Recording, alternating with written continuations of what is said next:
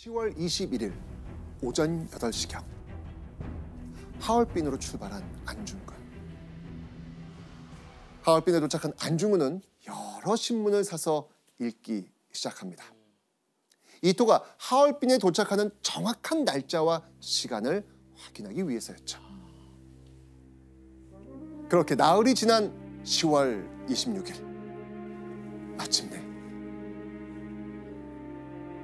운명의 날이 밝아옵니다.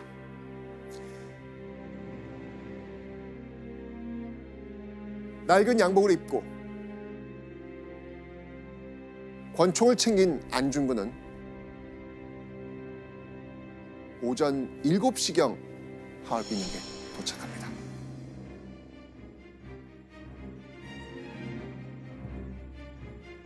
그리고는 9시가 되자 드디어 이토를 태운 기차가 하얼빈역 안으로 들어옵니다.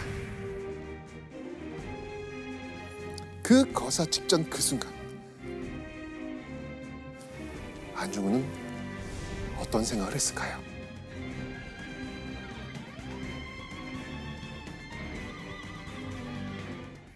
(1분 1초가) 영원처럼 흘러가는 이때 열차 안에서 러시아 대표와 30여 분간 대화를 나눈 이토 히로부미가 드디어 플랫폼으로 내려섭니다. 그리고 마침내 이토가 사정권에 들어온 순간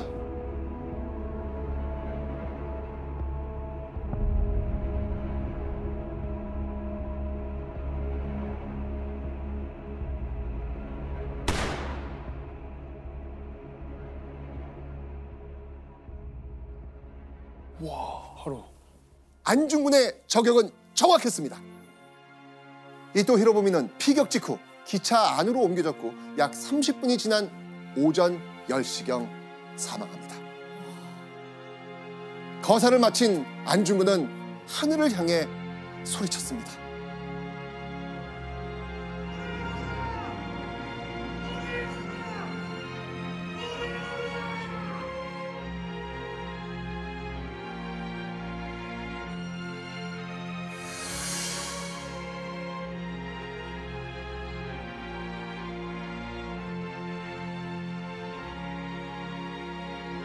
이렇게 만세를 외친 후 안중근.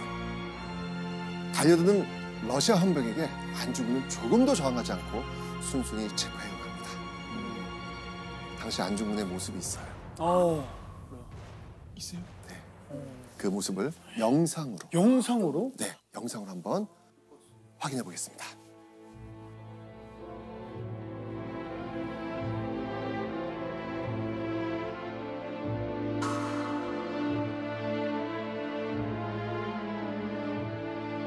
지금 거사가 끝나고 끌려 나오고 있는 그런 장면이에요. 저 두 사람 사이. 같이 걸어가고 있는 거예요. 저 두 사람 사이, 저 뒤에. 네.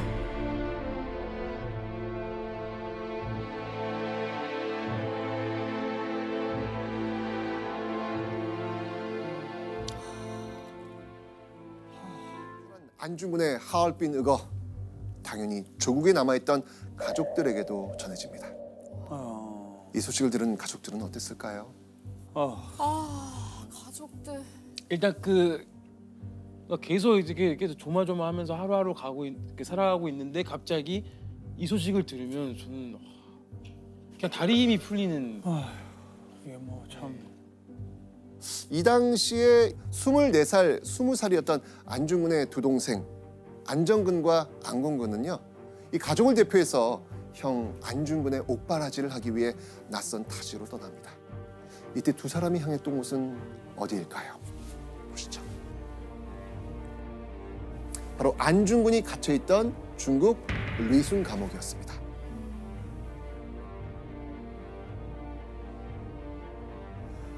하얼빈에서 리순까지는요, 약 900km, 기차를 타고 무려 이틀이나 이동해야 되는 그런 거리였습니다. 완전 끝 거리가 있네요. 네. 자, 그런데 안중근은 왜 이렇게 멀고 먼 리순 감옥에 갇히게 된 걸까요?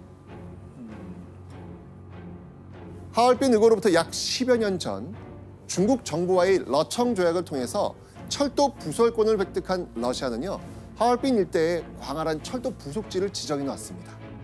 자, 그러면 하얼빈은 어느 나라에 속한 땅일까요? 러시아. 그렇죠. 중국 땅이지만 러시아 정부의 행정권이 미치는 장소가 바로 하얼빈이었던 겁니다.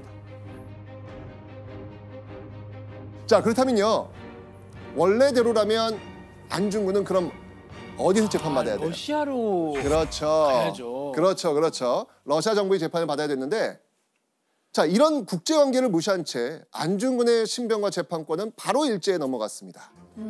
과연 무슨 이유였을까요?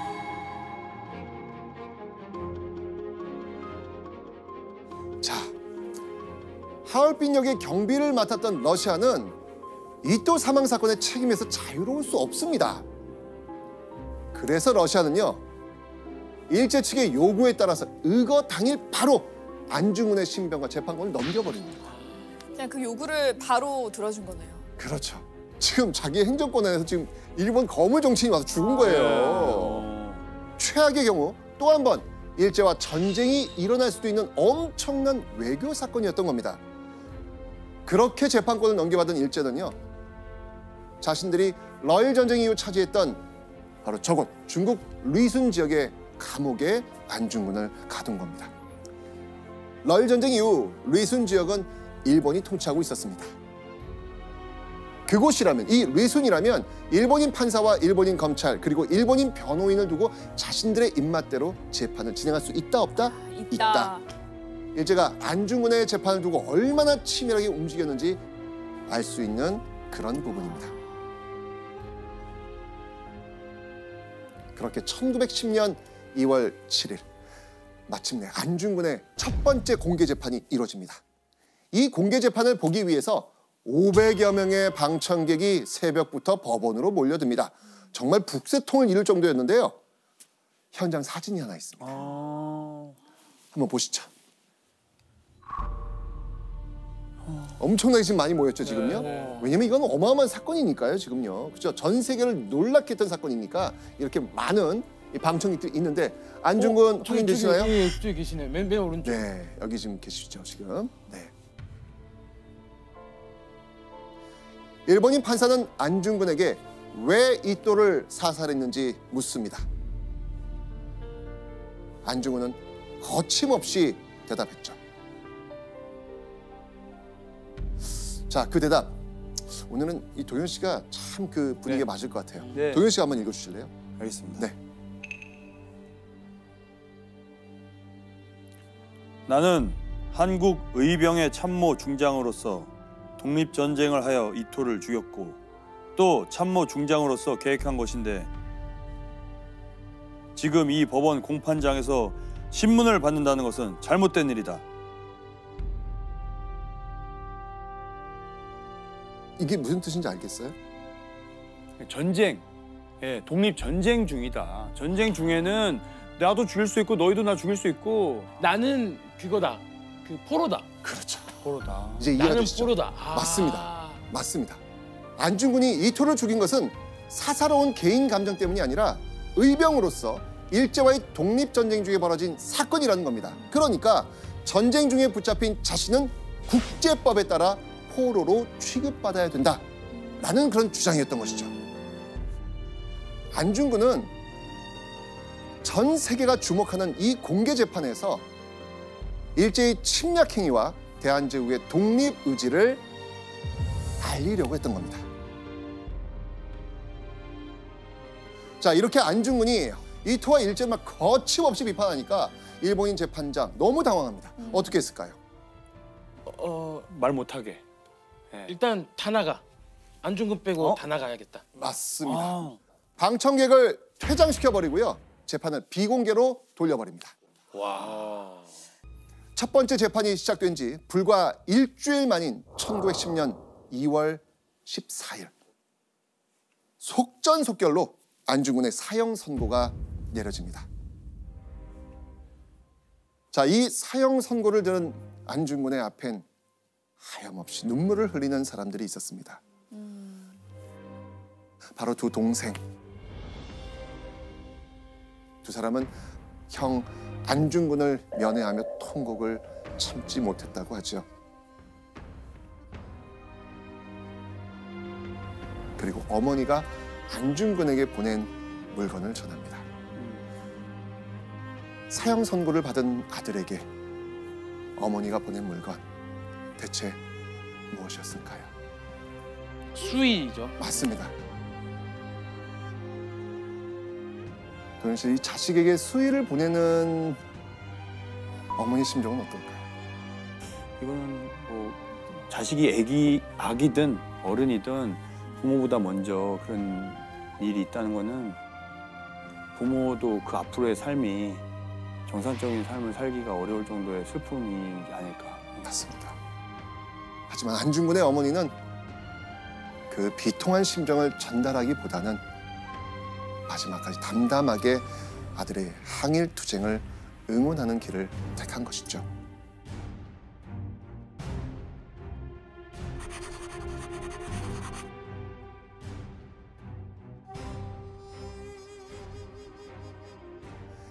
일제히 일방적인 재판 과정 끝에 내려진 사형 선고. 그 선고를 들은 안중근은 리순 법원 최고 책임자인 고등 법원장에게 깜짝 놀랄 만한 요청을 합니다. 바로 사형 집행 날짜를 미뤄달라고 한 겁니다. 대체 무슨 이유였을까요? 바로 이 동양평화론을 집필할 수 있는 시간이 필요했기 때문입니다. 교수님, 그 안중근이 얘기하는 동양평화론이 어떤 거예요? 뭐예요? 안중근의 동양평화론을 이야기한 핵심은 내가 이토 히로부미를 죽인 15가지가 있는데 그 14번째가 동양평화를 깨트린 죄예요. 그러면 반대로 안중근은 어떤 면에서 동양평화를 이야기했을까? 대한제국, 일본 세 나라가 서로 주권을 인정하고 국제기구를 만들어서 서로 안정되게 협력하고 교류하는 이런 사회가 동양평화를 달성하는 사회다. 그런데 저 당시에 평화라는 단어는 굉장히 낯선 언어였어요. 그만큼 저 당시에 저런 문제를 사고한다는 것 자체가 선진적인 거다. 자, 이렇게 안중근의 동양평화론에는 대한제국만의 이익이나 일제를 향한 분노가 담겨 있지 않습니다. 안중근이 제시한 동양평화의 방법은 세 나라가 동등한 입장에서 노력하는 공동체 정신이었습니다.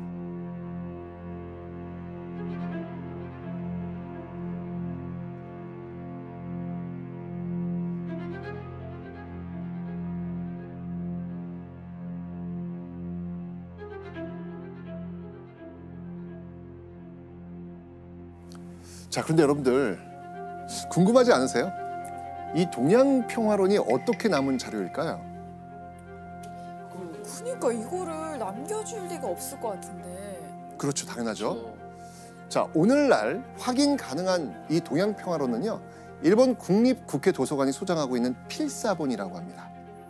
당시 일제히 전체 법원과 재판관을 통제하던 사법성이라는 기관의 한 일본인 관리가 안중근의 이 동양평화를 보고 감탄을 하면서 밤을 새워 필사했다고 알려져 있어요.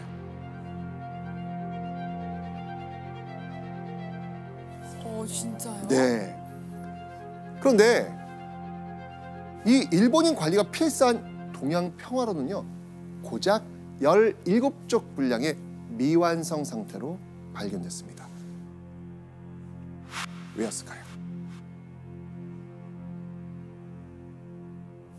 쓰다가 돌아가신 건가요?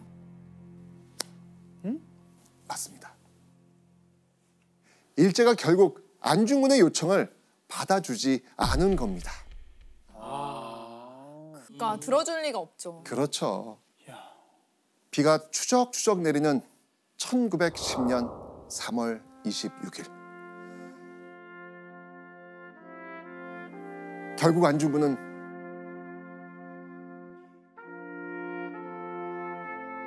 그렇게 형장에서 생을 마감하고 맙니다.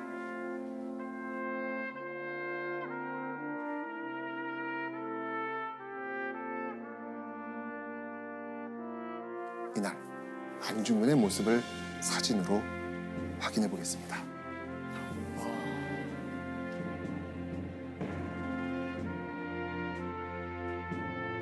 바로 어머니가 보낸 수의를 입고 있는 마지막 모습입니다.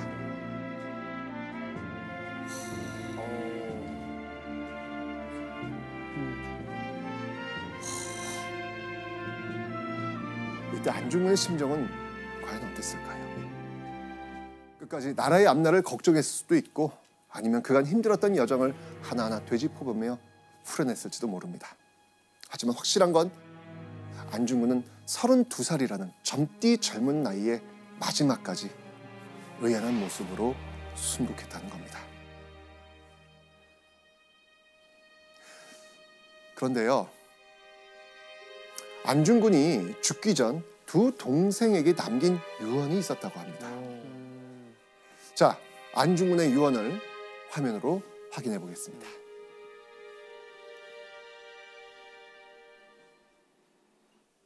내가 죽은 뒤에 나의 뼈를 하얼빈 공원 곁에 묻어두었다가 우리 국권이 회복되거든 고국으로 반장해다오. 대한독립의 소리가 천국에 들려오면 나는 마땅히 춤추며 만세를 부를 것이다. 정말 가슴이 참 먹먹한 그런 유언인데요. 안중근의 이 유언은 지켜졌을까요?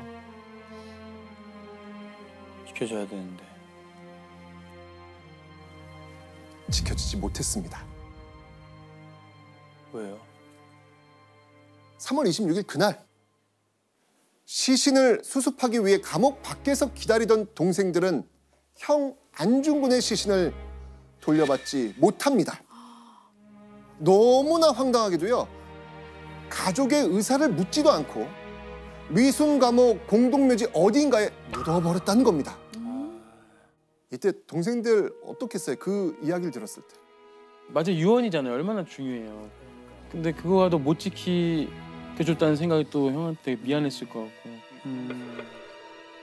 동생들은 대성통곡하면서 울부짖으면서 이런 이야기를 합니다. 우리 형 2번 사형하는 거냐? 이렇게 막 울부짖으면서 일제히 만행에 부르르 떨었다는 어떤 그런 내용이 있습니다. 하지만 그 비통한 울음소리에도 일제는 끝내 안중근 시신이 묻힌 위치를 알려주지 않습니다. 끝까지 의연한 모습으로 죽음을 받아들였던 독립운동의 영웅 안중근.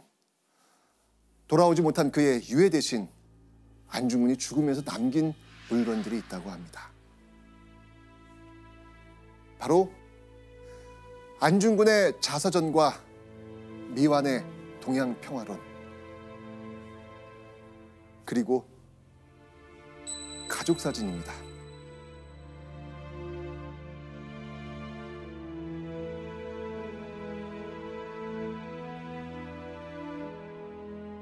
그런데 이 사진에는요, 사연이 하나 있습니다.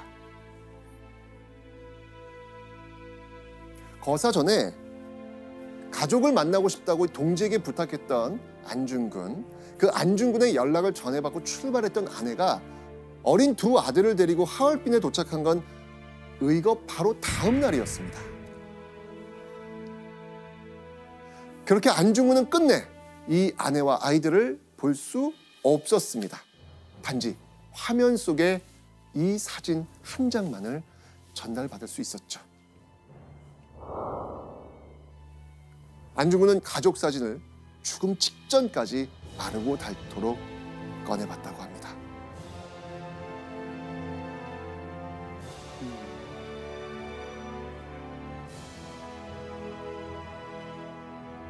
그리고 안중근의 죽음 이후 아내와 아이들은 조국으로 돌아가지 않고 연해주에 자리 잡게 되죠.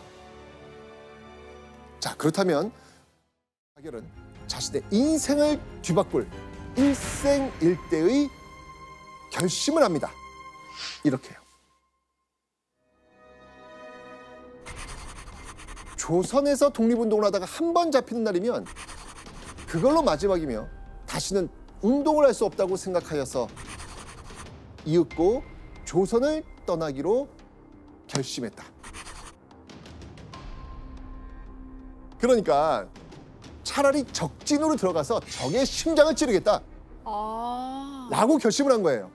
와. 적진이요? 그러면 일본으로 가야 되는 그렇죠. 맞습니다. 그러니까 불같은 성격의 박열이 적진인 일본으로 가서 제대로 독립운동을 하겠다라고 마음을 먹은 거죠.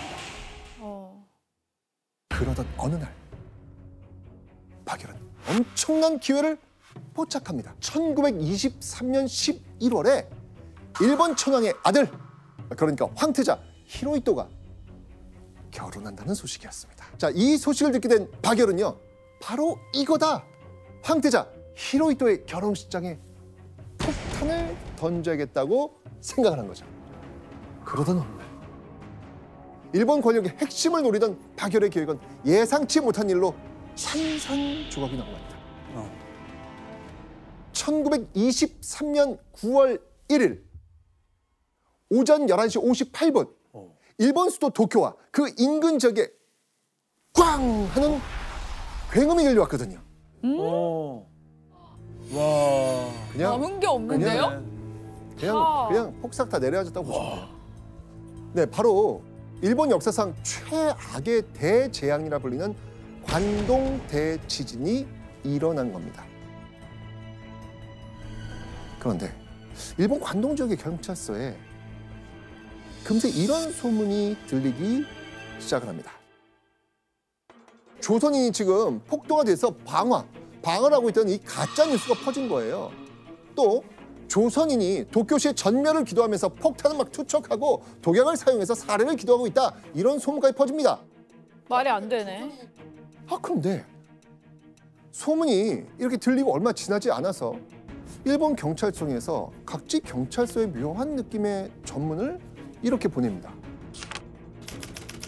제향군인회원, 소방수, 청년단원 등과 협력해서 조선인들을 경계하고 일단 유사시에는 신속히 적당한 방법을 강구할 것. 이 말은 곧 의심 가는 조선인 만나면 심각할 경우 죽여도 된다는 의미로까지 해석이 가능한 거죠. 누구보다 이 행동력에 맞춰서 발빠르게 움직인 사람들이 있었어요. 바로 일본의 자경단. 자경단은요, 치안 유지를 위해 모인 민간 단체를 말합니다. 자경단은요, 손에 몽둥이, 칼, 죽창을 들고요, 도시를 배회합니다.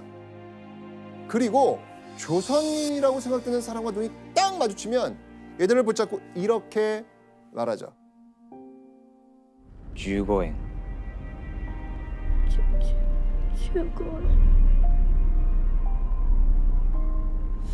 50銭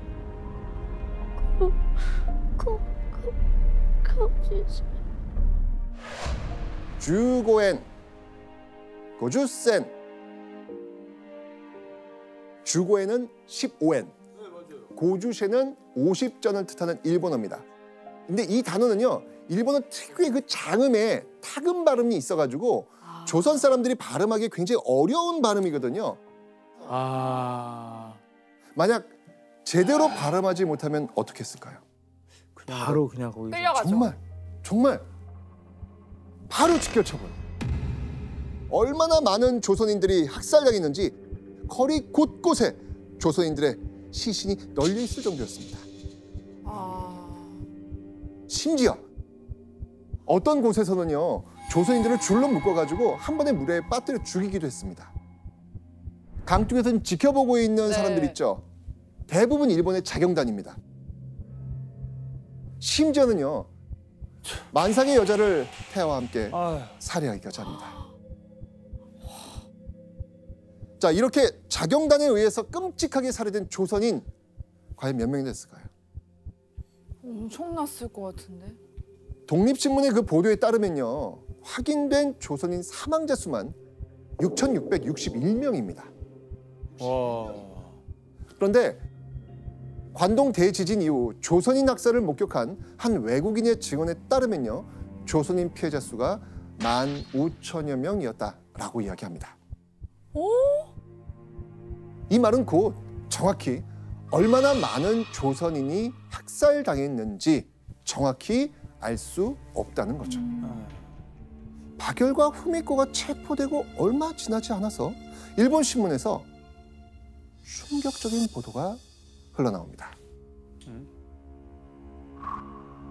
수도에서 대관 암살을 기도한 불령선인의 비밀 결사 대검거. 대관, 그러니까 천황의 아들을 암살하려 한 불량한 조선인 비밀 결사를 검거했다는 겁니다.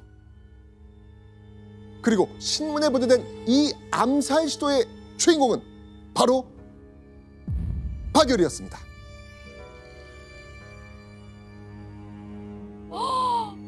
그 계획이 발각이 된 거예요? 그러니까. 근데 여러분들 뭔가 좀 이상하지 않습니까? 근데 어떻게 알았죠? 그러니까. 아니, 박열이 네. 황태자를 죽이려는 마음을 먹긴 했잖아요. 우리 아까 네. 했잖아요. 근데 이거 실행에 옮겼어요, 못했어요? 안 했죠. 못했죠. 옮기지 못했잖아요. 네. 더구나 박열이 황태자 결혼식에 폭탄을 던지려고 했다는 정확한 계획을 아는 사람은 한 사람밖에 없어요. 누구? 코. 맞습니다. 네. 아니, 일제 경찰이 지금 이걸 어떻게 알고 박열이 황태자를 암살을 했다 이렇게 보도를 했을까요? 아니 어떻게 네. 알지? 왜냐하면 계속된 신문에도 꼼짝 않던 박열이 갑자기 자백을 한 거예요. 왜 자백을 왜 하죠? 자백을? 아니, 그러니까 보통 이런 상황이라면 억울하다면서 항변하는 게 당연하잖아요. 그런데 불같은 성격의 박열, 일제와의 정면 승부를 선택한 겁니다. 박열은 그 상황에서도 일제를 뒤흔들기 위해 내가 황태자 결혼식에 폭탄 던지려 했어 라고 폭탄 선언을 한 겁니다. 박열의 폭탄 선언 이후 20개월에 걸쳐 기나긴 조사가 이어집니다. 이때 박열의 아내이자 동지였던 가네코 후미코도 박열과 함께 일본의 황태자를 암살을 했다. 자백을 합니다. 박열은요, 자신의 일생이 걸린 재판을 앞두고요, 재판장에게 4가지 조건을 강력하게 주장합니다. 자, 1번, 법정에서 조선의 예복을 입겠다. 법정에 서는 취지를 내가 선언하겠다. 조선어 쓸 테니까 통역관을 준비해달라. 재판관이 앉는 자리와 눈높이를 같게 해달라. 자, 대심원 재판을 4달 앞둔 1925년 5월 다시 박열은 담당 판사에게 두 눈이 휘둥그레질 만한 요청을 또 합니다.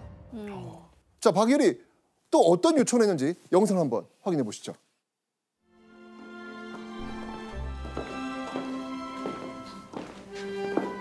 파크. 이건 뭐야?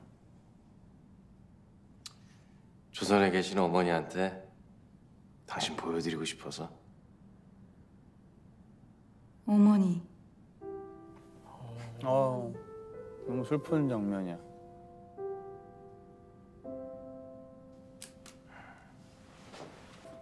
하이, 撮ります。1、2、3。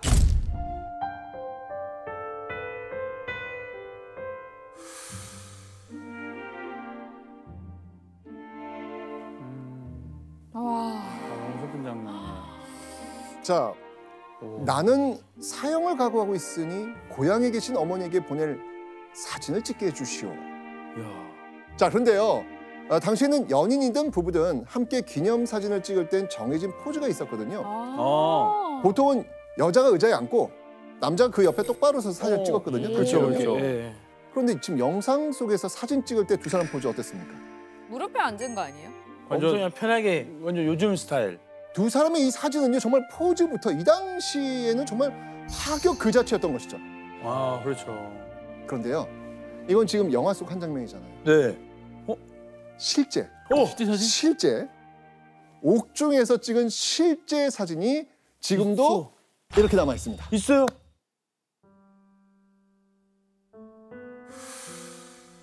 우와, 야. 똑같아. 오, 소름. 오, 완전. 너무 똑같다.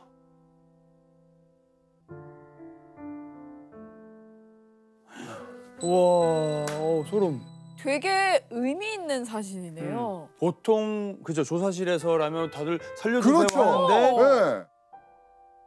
오히려 더 도발하는 사진인 거예요. 일부러 더 편안한 척 마음대로 해. 일본 입장에서는 되게 알리고 싶지 않은 사진이었을 것 같아요. 그러니까. 2개월여가 지난 1926년 2월 26일 역사적인 두 사람의 재판을 보기 위해 수많은 인파가 모여듭니다. 재판이 시작되자 박열의 눈빛은 성난 호랑이처럼 돌변합니다.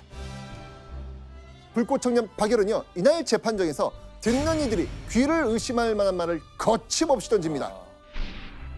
천황이란 자는 강도단의 두목이다.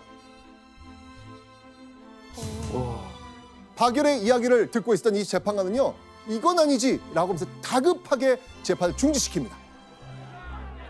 그리고 방청을 온 모든 사람들을 모두 내보냅니다. 그로부터 한 달여가 지난 1926년 3월 드디어 두 사람의 마지막 판결을 앞둔 재판이 열립니다. 두 사람의 재판 결과는 무엇이었을까요? 피고 박열과 가네코 후미코에게 사형을 선고한다. 자, 그때 사형 선고를 받은 박열의 심정, 그 심정을 글로 남겼습니다. 한번 보시죠. 내가 뿌린 씨앗은 후세에 남아 딱딱한 지각을 깨고 싹을 틔어 꽃을 피우고 중국에는 열매를 맺게 될 것이다. 나는 승리자다. 나는 영원한 승리자다. 말을 되게 잘하신다. 글을 잘 나는 써요. 승리자다. 나는 영원한 승리자다. 박열은요, 사형 선고를 받고 결국 자신이 이긴 거라면서 오히려 기뻐했습니다. 육체는 죽어 사라질지라도 영원한 승리자가 되어 이름을 남길 수 있으니 그것만으로 충분하다는 거였습니다. 그리고요, 후미코도 마찬가지였어요. 후미코는요, 박열과 함께라면 죽음도 두렵지 않다. 우리들의 죽은 백골이라도 같이 묻어주길 바란다. 라면서 바로 이 박열과 마지막 운명을 같이 하길 원했습니다. 자, 그런데 박열과 가네코 후미코가 사형을 선고받고 얼마 지나지 않은 어느 날 두 사람은요, 형무소장에게 생각지도 못한 문서를 하나 받게 됩니다.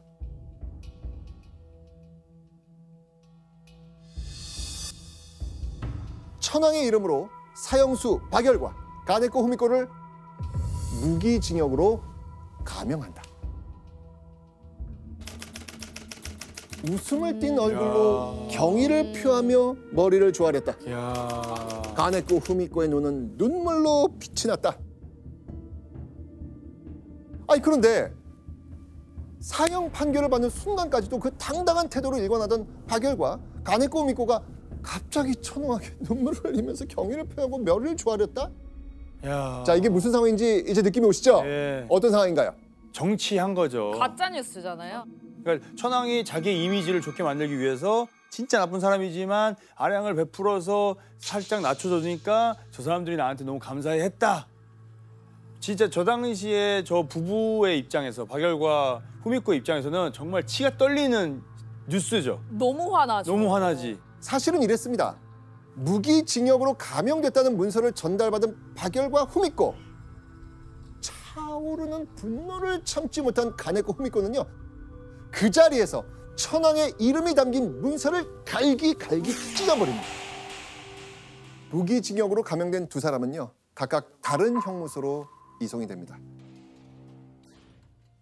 부부가 각각 다른 형무소로 이송되고 약 3개월이 지난 1926년 7월, 박열은 청천벽력 같은 소식을 듣게 됩니다.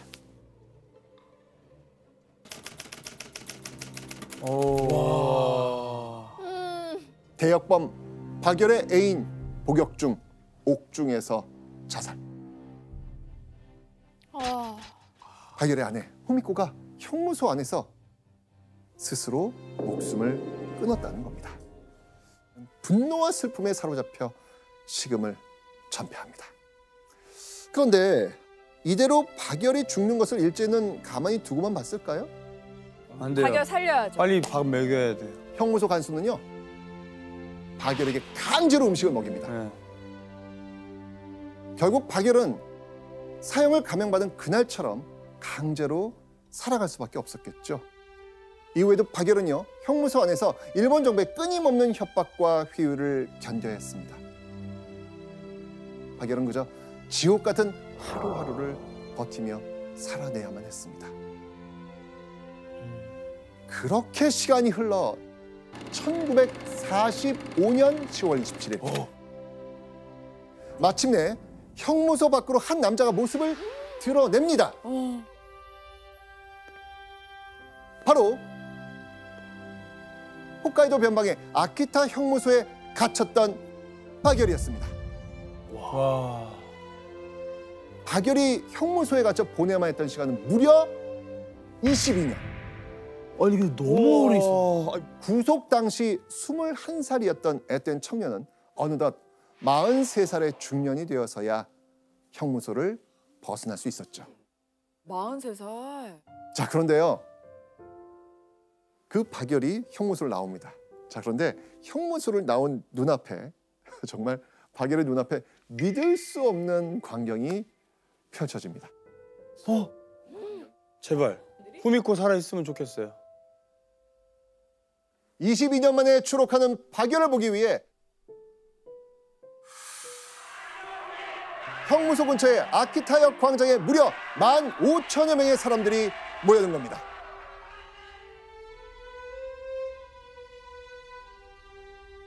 와. 우와.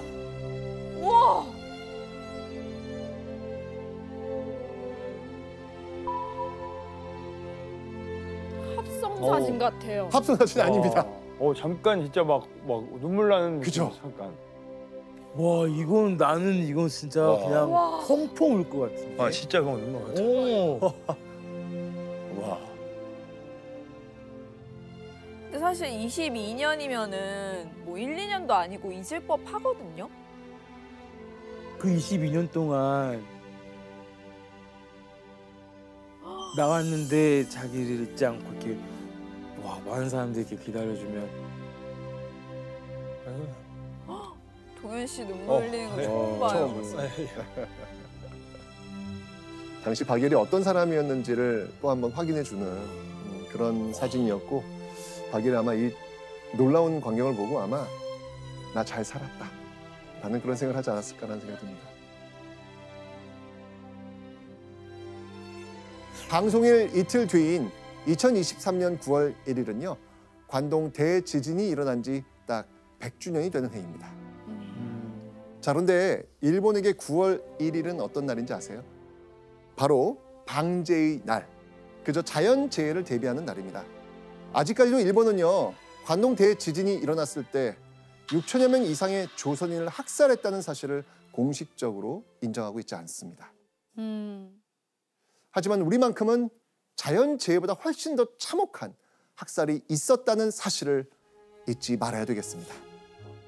스스로 불량한 조선인을 자처하며 일본에 맞서 싸운 박열. 그런데 아쉽게도 무정부주의자였다는 이유로, 납북된 인물이었다는 이유로 우리나라의 교과서나 많은 문헌에서 박열은 등장하지 않습니다. 이념보다는 우리에게 더 좋은 세상을 만들어주기 위한 바로 이 사람들의 노력을 기억해야겠습니다.